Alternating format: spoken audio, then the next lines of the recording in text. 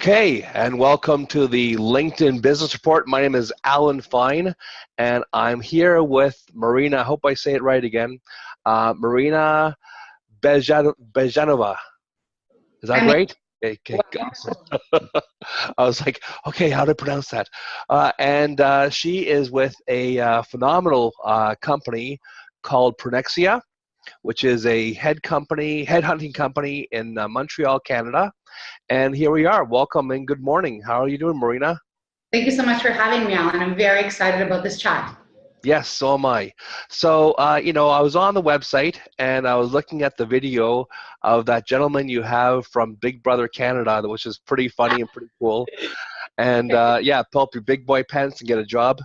So tell me more about the company, how you got into it, your journey from, I think you said Ukraine to Canada. Tell me a little more about all this stuff. Go ahead.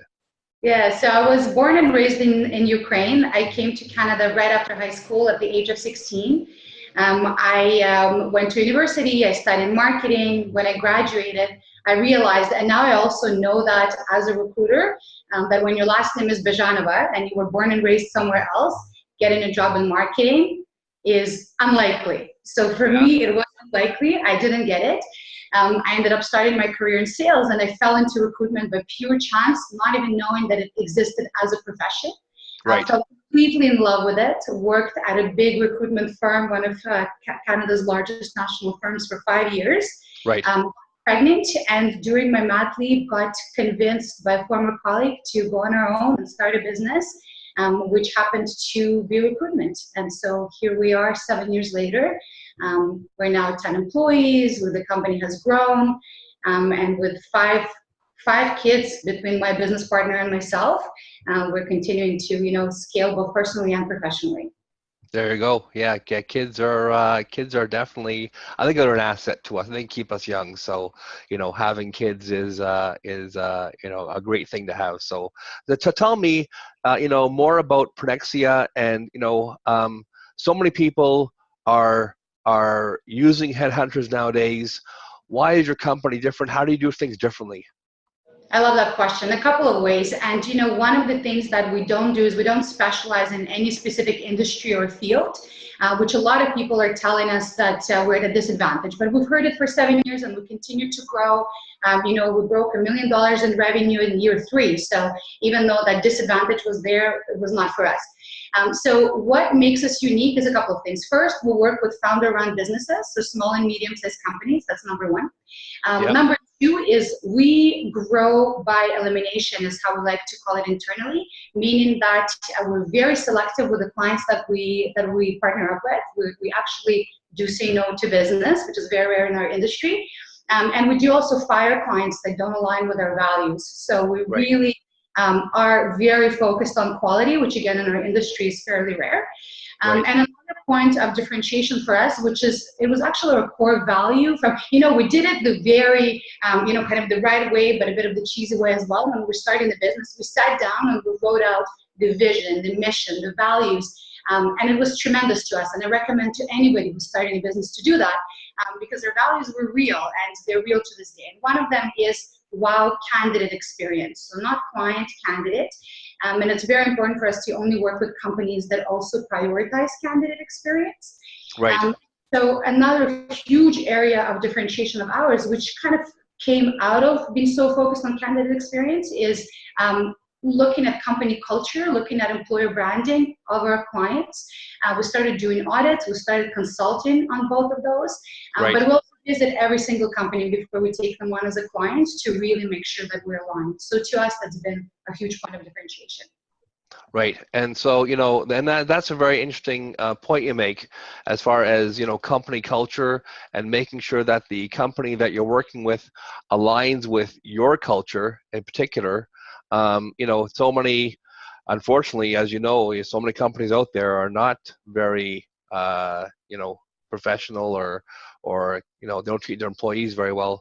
So what do you, I mean, tell me more about your values and what you guys do as far as that part goes. What are you looking for in a company to work with? Well, so first of all, as I said, we visit every single one, and just by the virtue of that, you can tell a lot. You know, when you go into a company and people are smiling and saying hello, and they're curious to see who is visiting, that's one thing. When you see that the receptionist is a little bit paranoid, people look up and look down, people are sitting on top of each other. You know, we usually won't sign, you know, the agreement because that's not the right company for us. You know, we really believe that. Again, it might sound cheesy, but it's so true to how we, you know, built the business. If I were looking for a job and I would not work at company ABC, I don't think Yeah. it's right to recommend company ABC to anybody. Right. So that's really important. And also our meetings with clients, those original meetings when we're getting to know them and then also taking down market information, they're very long.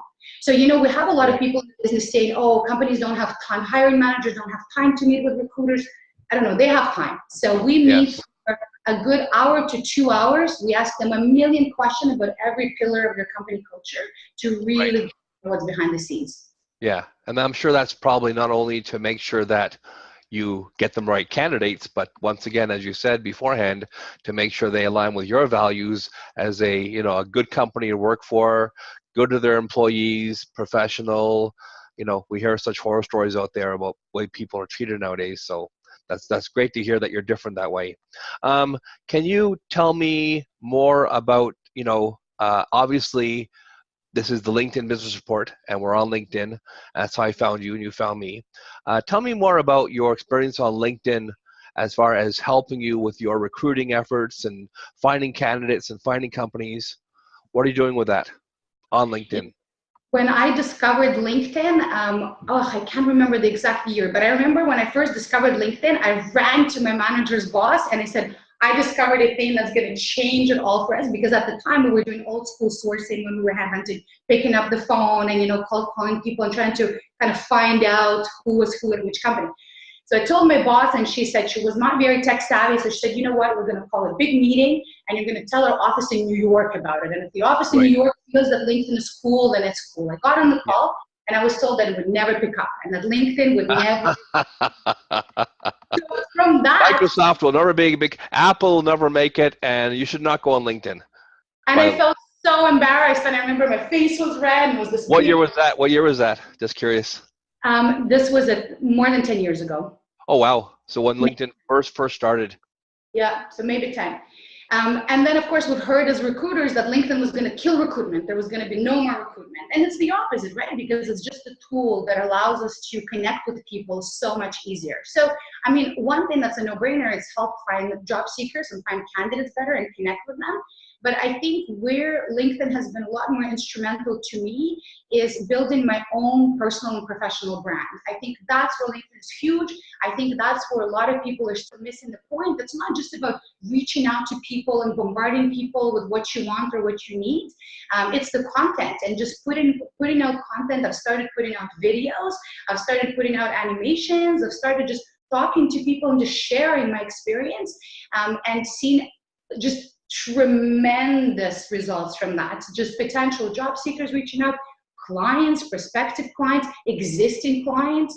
Right. It's just incredible for communicating a message in a much easier way. So it really has been phenomenal. And especially now that they have added video and native video to LinkedIn, it's been quite impressive. Isn't it? I think it's really changed the way we do things. I know for myself personally, and I've said this in other interviews beforehand, I used to worry about getting new clients myself, but now the LinkedIn has 560 million people worldwide, and you can go anywhere now. You can go into your area of Montreal, you can go all through Canada, you could do things in the US eventually if you wanted to. I mean, really, it's unlimited what the scope is. And you know, for people who are looking, let's say, for a job, or people looking for a headhunter or a recruitment company, give me some great tips and tricks of, you know, what people should do looking for a job, first of all. I think what's great is that the economy is doing better and better, and it's becoming easier for people to find jobs. And I think Right. that now that it's becoming easier, I mean, their unemployment rate is at its lowest since it was, historically reported, so which is incredible. I think that people can become pickier. We've heard so many complaints that people have about recruiters and the horrible experience that they have with recruiters and headhunters over the years, and people kind of felt like they had no choice but to put up with that. A lot of recruiters, they feel that, they're power tripping. They're sitting there and they feel that they're in a position of power, and they're Santa Claus. Yeah. I remember somebody, a senior recruiter, and say, like Santa Claus, we're sitting there, and it's terrible.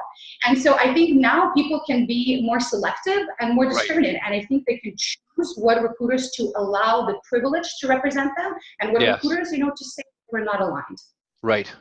And then for people who are, let's say, looking for a job, I know that is so important. I do a lot of this for people out there, for individuals, as far as redesigning or overhauling your LinkedIn profile to make it look much professional.